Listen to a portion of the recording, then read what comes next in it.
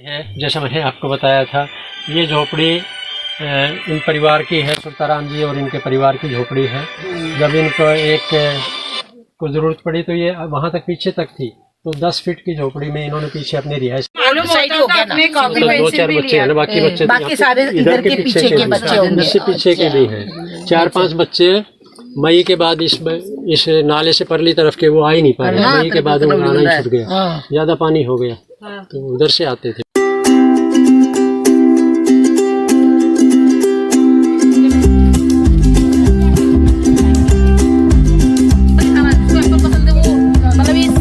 सेब लेना, केला पसंद है केला लेना, कोफ्ता पसंद है कोफ्ता लेना। मोनिशा जी का स्वागत,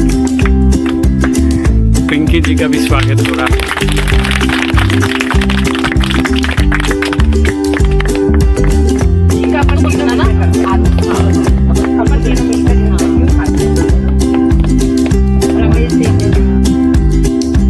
सर का भी स्वागत।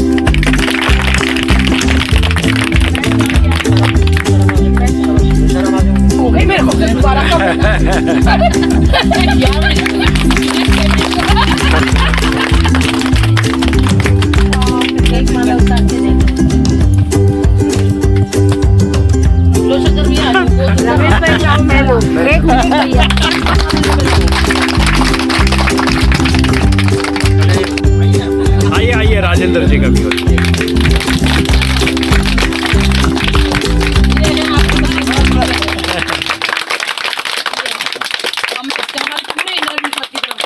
पूरे हमारे मैडम जी की तरफ से, माउंट आबू इनरव्यू की तरफ से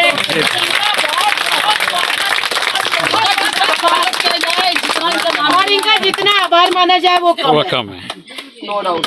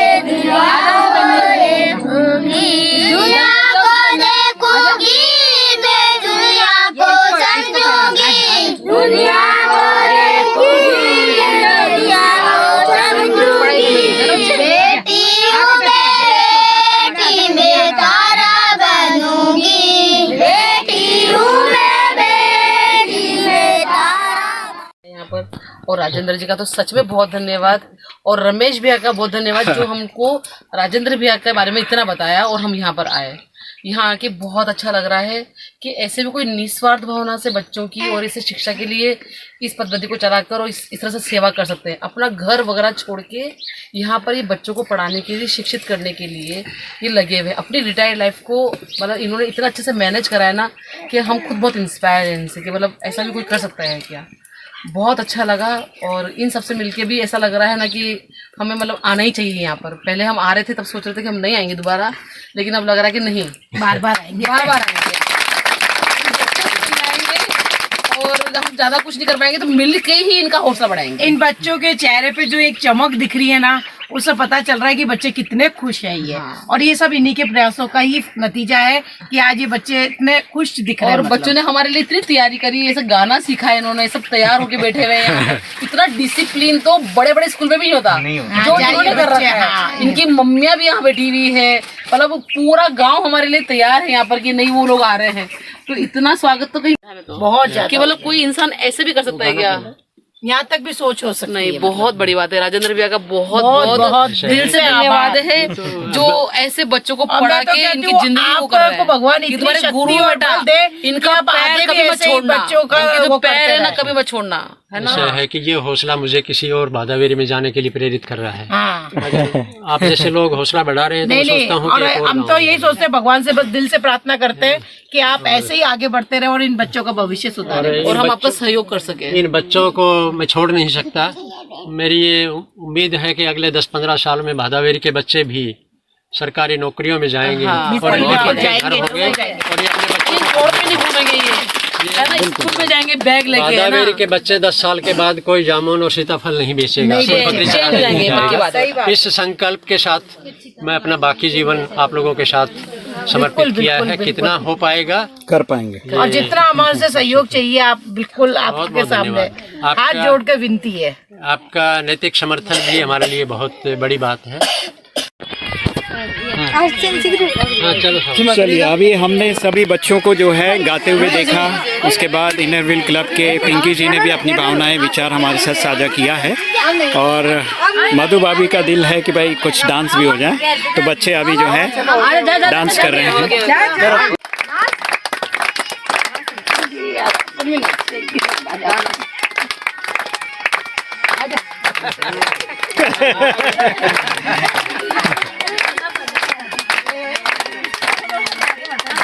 पिंकी जी और मनीषा जी भी बच्चों के साथ डांस कर रही हैं।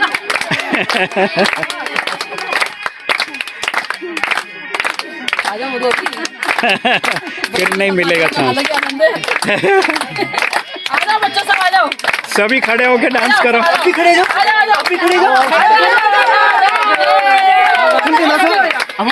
हो जाओ, खड़े हो जाओ। पढ़ाई नहीं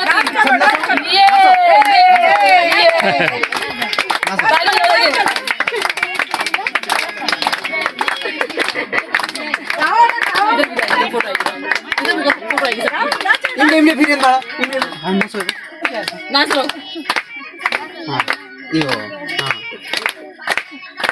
आ जाओ आप लोग भी खड़े क्यों हो? आ जाओ आप तबला बजा, आ जाओ। यहाँ पर भादावेरी घाव में आए और भादावेरी घाव का इतना क्षेत्र देखे कि भादावेरी किस तरह से गांव है और उस मोहल्ले को देख कर के उस आगे आने वाले मतलब बाहर से पधारे हुए हैं उनको भी कितना मतलब महसूस होगा कि भादावेरी एक गांव है। हमने वहाँ पर देखा एक पहाड़ी क्षेत्र के अंदर है, तो इसलिए मतलब हम यही चाहते हैं कि हमारे यहाँ पर इस भादावेरी के अंदर और भी आए और आकर के ये क्षेत्र देखे और देख कर के फिर जाए और उनको लगे कि एक भादावेरी गांव है। और उस गांव के अंदर जाने के लिए सबसे बड़ा तो रास्ता नहीं होने के बावजूद भी यहाँ पर आना बहुत एक सोचने वाली योग्य बात है कि यहाँ पर जो आए। मैं अच्छा, यहाँ स्कूल कब से शुरू हुआ और कैसे कैसे पढ़ाते हैं, क्या क्या पढ़ाते हैं, वो थोड़ा सा बताएं। हाँ, तो यहाँ पर हमारे शिक्षा संस्कार शाला है, भाई जी राजेंद्र जी सर के द्वारा यहाँ पर संचालन करता है।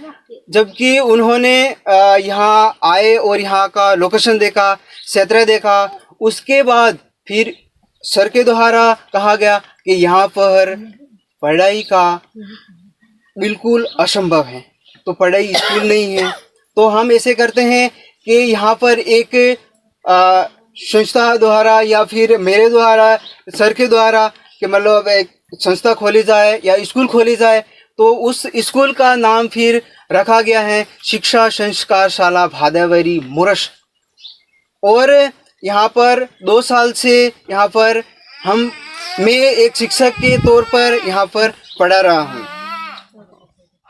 क्लास में एक बच्चे का, 5वीं क्लास में 2 बच्चों का, 4थी क्लास में 1 बच्चे का, 3री क्लास में 1 बच्चे का और 6ठी क्लास में 2 बच्चों का। 20 महीने पढ़ाने के बाद इन बच्चों का इनको एक रास्ता मिल गया जो हमारी एजुकेशन की जो मेन स्ट्रीम है, मुख्य धारा है, उसमें जोड़ उस दिया। मुख्य धारा में ये बच्चे 9 बच्चे जुड़ गए। इसी प्रकार से हम धीरे धीरे इन बच्चों को तैयार करके इनको भी स्कूलों में मॉडल स्कूल, जवाहर नवोदय विद्यालय, आदर्श स्कूल, सरकार के छात्रावास युक्त स्कूलों में भेजते रहेंगे और इनका पढ़ाई का, इनका शिक्षा का एक रास्ता निकल आएगा। ये सब काम कह सकते हैं कि व्यक्तिगत रूप से शुरू किया गया था 20 महीने पहले, लेकिन धीरे धीरे ये काम बहुत लोगों का काम होता जा रहा है। जब रमेश भाई को पता लगा तो पिछले 1 महीने से ये लगातार मेरे संपर्क में हैं और इस काम को कुछ अच्छा करने के प्रयास में लगे हैं, चिंतन मनन कर रहे हैं। उसी कड़ी में इनर व्हील क्लब के माउंट आबू के लोगों को संपर्क किया और आज भादावेरी में लेके आए हैं। इसी प्रकार से और लोग भी इस प्रकार की इच्छा व्यक्त करते हैं। जब मैं 1973-74 में कॉलेज में पढ़ता था हरियाणा में, उस समय मेरे कॉलेज के एक साथी थे, एक मित्र थे 1973-74 में। उसके बाद पिछले 40 साल से हमारा आपस में लगभग 50 साल होने को आए, हमारा संपर्क नहीं है। लेकिन वो सॉफ्टवेयर इंजीनियर हैं और आखिरी समय में वो जो आधार है UID, वहाँ से दिल्ली से रिटायर हुए हैं और बहुत समय से बॉम्बे में रहते हैं। संयोग से पिछले 3 महीने पहले उन्होंने फ़ोन किया कि राजेंद्र भाई आजकल आप कहाँ हो। मैंने कहा भाई मैं तो राजस्थान में ऐसे ऐसे कहीं काम कर रहा हूँ। 10 दिन बाद रिजर्वेशन करवा के यहाँ आया और 5 दिन भादावेरी और दूसरे स्कूलों में लगातार मेरे साथ गया। बॉम्बे में रहता है, UID से रिटायर हुआ है, सॉफ्टवेयर इंजीनियर है। उसकी भी उम्र 65-66 साल की है। जब उसको पता लगा कि मैं भादावेरी में यहाँ ऐसे जंगल में बच्चों के साथ काम कर रहा हूँ तो यहाँ आया। तो ऐसे काम करने वाले लोगों की, सहयोग करने वालों की, आगे आने वालों की कमी नहीं है। लेकिन मैं ये बात निश्चित तौर पर कहूँगा कि आपको जुनून के साथ, संकल्प के साथ काम करने की ज़रूरत है। इधर उधर भटकने की ज़रूरत नहीं है, क्योंकि आज समाज में, सोसाइटी में सबसे बड़ा जो संकट है वो विश्वास का संकट है। किसी पर भरोसा करना, कौन क्या कर रहा है, कैसे कर रहा है, ये बहुत मुश्किल हो गया है। इसलिए आप किसी दूसरे से उम्मीद किए बिना आप अपने पगडंडी बना के आप आगे बढ़ते रहो, कोई आपका हाथ पकड़ने ज़रूर आएगा। इसी उम्मीद के साथ ये शिक्षा संस्कार शाला। और आपको जानकर ताज्जुब होगा कि केवल ये बच्चे यहाँ पढ़ने नहीं आते, जो माता बहनें यहाँ देख रहे हो ना, इनके पास खाली समय रहता है, इनके पास करने के लिए ज़्यादा काम कुछ है नहीं, तो ये भी स्कूल टाइम में यहाँ आके बैठती हैं और बच्चों को पढ़ते हुए देखती हैं, मुस्कुराती हैं, हंसती हैं। इनको भी अच्छा लगता है। हमारा प्रयास ये भी है कि ये कुछ बच्चे यहाँ के हाईवे पर जा कर के सीताफल बेचते हैं, कभी जामुन बेचते हैं, कभी करेला बेचते हैं। तो इनके जो पेरेंट्स हैं, माता पिता हैं, उनके लिए हम कुछ ऐसे कार्यक्रम शुरू करना चाहते हैं जिससे ये रोज़ाना 150 रुपये नकद कमा सकें, ताकि ये अपने बच्चों को सीताफल बेचने के बजाय स्कूल में भेजना शुरू करें। और उस प्रयास में हम कुछ बागवानी का प्रयास कर रहे हैं। ये माताएं भी पढ़ती हैं? ये अभी पढ़ती नहीं है, ये सिर्फ आती है, ये सिर्फ बैठती है। लेकिन तो राजेंद्र भाई आप कहाँ रहते हो अभी? मैं पिंडवाड़ा में रहता हूँ। कोई भी नहीं है। अच्छा, हाँ। और जब मैं यहाँ नाम लिखना भी नहीं आता? मैं 10 दिन तो यही मोरस में हाईवे पे जो गांव है, इस गांव की पंचायत हेडक्वार्टर है, वहाँ रहा। लेकिन वहाँ गांव में बिजली, मेरे को दूध भी नहीं मिलता था, सब्जी भी नहीं मिलती थी। एक दुकान थी शटर की, अगर खोलता था तो चूहे घुसते थे, बंद करो तो गर्मी में सो नहीं सकता था। मैंने कहा बीमार हो गया तो ये बच्चों का काम भी छूट जाएगा। फिर पिंडवाड़ा जाके मैंने रहना शुरू किया। और सप्ताह में 2 दिन 3 दिन बाइक लेके इधर आता हूँ, घूमता हूँ। यही नहीं, दूसरे गाँव में भी जाता हूँ, देखता हूँ कि ऐसी कोई और भी लोकेशन है जहाँ ज़रूरत हो। इसी कारण से इस 7 फरवरी 2022 को एक यहाँ से 15 किलोमीटर दूसरे अरनुआ गांव में एक शिक्षा संस्कार शाला दूसरी शुरू की है 7 महीने पहले। और इस महीने हमने यहाँ से और 15 किलोमीटर बेकरिया से आगे एक गांव है हाजिया की फली जंगल में, वहाँ 50 बच्चे ऐसे हैं जो स्कूल नहीं जाते। तो 1 जनवरी 2023 से उस गांव में भी एक शिक्षा संस्कार शाला शुरू करने का हम प्रयास में, कोशिश में लगे हैं। अच्छा, आप ये बताइए हमें, तो जैसे इनके जो पढ़ने की सामग्री होती है जी, तो वो सब मतलब कैसे आप प्रोवाइड करते हो? हाँ, ये सब जो भी इनकी स्टेशनरी है वो हम खुद खरीदते हैं। इनको खुद खरीद के उपलब्ध कराते हैं। एक अच्छी चीज़ और हो गई, मैं आपके साथ साझा करना चाहता हूँ। जब मैं पिछले 1 साल भर हरियाणा में, चरखी दादरी एक ज़िला है भिवानी के साथ में, महेंद्रगढ़ भिवानी आपने सुना होगा। भिवानी, ठीक है। तो वहाँ मैं रहा हूँ 20 साल और वहाँ कुछ सामाजिक कामों से जुड़ा रहा। तो जब 1 साल भर उनके संपर्क में नहीं रहा तो उनके फ़ोन आने लगे कि राजेंद्र भाई आजकल आप कहाँ हो। तो मैंने कहा भाई मैं तो ऐसे ऐसे राजस्थान में कहीं हूँ, तो आप क्या कर रहे हो वहाँ पे। तो मैंने कहा, बताया उनको ऐसे ऐसे है। तो उन्होंने कहा कि इस काम में तो हम भी आपके साथ कुछ न कुछ सहयोग करेंगे। मैंने कहा देखिए ऐसा है कि अब वो डोनेशन, पैसा और वो सब करने का मेरा कोई मन नहीं है, लेकिन आप एक काम कर लीजिए मैं उनके साथ 20 साल काम किया है चरखी दादरी शहर में। कुछ आँखों के काम, भूकंप, राहत अभियान, प्राकृतिक आपदा के काम, पर्यावरण के काम करते रहे। तो मैंने कहा कि चरखी दादरी शहर में सुबह रोजाना 5000 अखबार घरों में आते हैं और 1 घंटा पढ़ने के बाद वो अखबार हर घर में रद्दी हो जाता है, उसका कोई यूज़ नहीं है।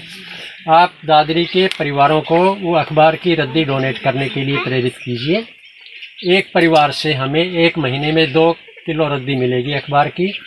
2 किलो रद्दी का आमतौर पर तो मेरे ख्याल से 10-15 रुपए किलो के हिसाब से बेचते हैं ना। 10-20 हाँ, रुपए बिक जाती। लेकिन हमने जब अखबार वाले से कहा कि हमें इस तरह इस काम के लिए आपको रद्दी देनी है, तो उसने कहा कि मैं 25 रुपए किलो लूँगा इस काम के लिए आपकी रद्दी। तो एक परिवार से 50 रुपए की रद्दी हमें मिलती है। और मई में ये बात शुरू हुई, ये कैंपेन शुरू हुआ और मई से अब तक चरखी दादरी शहर के 250 परिवारों ने अखबार की रद्दी डोनेट करने का संकल्प ले लिया। इसका मतलब ये है कि 25 परिवारों से 50 रुपए के हिसाब से 12,500 रुपये हर महीने आ रहा है। बच्चों की ड्रेस का, बच्चों की स्टेशनरी का, वो सब खर्चा उससे निकलने लगा है। एक गांव में और शुरू की पाठशाला, दूसरे गांव में शुरू कर दी। मेरी तो अपनी एक सीमा थी कि मैं उससे ज़्यादा नहीं कर पाऊँगा, लेकिन अब दादरी से अखबार की रद्दी से देखिए, वो पुराने मित्रों ने दादरी में वो अपना काम कर रहे हैं, अखबार की रद्दी इकट्ठा करते हैं, 10-12 हज़ार रुपये जुटाते हैं और उस पैसे से वो एक अरणवा गांव में पाठशाला का संचालन हो रहा है। जी बताइए। अब है ना, जैसे इनकी जो स्टेशनरी है ना, अगर हर महीने उस साल स्कूल की, इस साल स्कूल की भी हम देना चाहें तो देखिए, जब जरूरत होगी तो हम आपसे संपर्क कर लेंगे। नहीं, संपर्क नहीं, आप मतलब फिक्स ही कर दीजिए। आप वो 12,000 रुपये जाते हैं ना आपके, आप कहीं और काम में दे दीजिए। पर इनको है ना स्टेशनरी से ज्यादा स्लेट और पेन की जरूरत है। वो तो उनकी जरूरत के मुताबिक ही खरीदेंगे। बड़े किताब, इनको कॉपी किताब भी चाहिए ना। कॉपी किताब बड़ों को चाहिए, छोटे तो ये पेन से लिखना सीखे वही बहुत है। वो अभी हमने इनका क्लास का वर्गीकरण भी कर दिया कक्षा 1 और 2 में, आयु के हिसाब से और ज्ञान के हिसाब से। तो कुछ बच्चों को पुस्तक और कॉपी चाहिए, कुछ को स्लेट और वो जो भी आपकी रिक्वायरमेंट है। हाँ, वही बोला, मतलब जब आपको जिस चीज की जरूरत हो आप हमको बोल सकते हैं। मतलब जैसे बोलिए आप